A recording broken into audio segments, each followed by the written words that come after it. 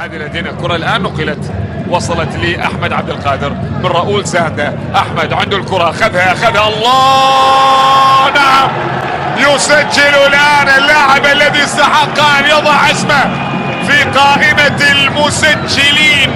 أحمد عبد القادر اللاعب المصري يسجل أول أهداف نادي قطر، يتوكل بطريقة جميلة للغاية، بل إنه أحد الأسماء الجميلة الموجودة في الملك القطراوي بل في دورينا. أحمد عبد القادر لاعب موهوب للغاية، أخذها ووضعها بسهولة تامة دون أي عناء، لم يقابله أي أحد على الإطلاق، ووضعت بهكذا صورة. 2-1.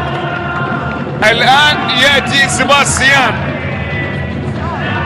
مين يطلع؟ مين اللي يطلع؟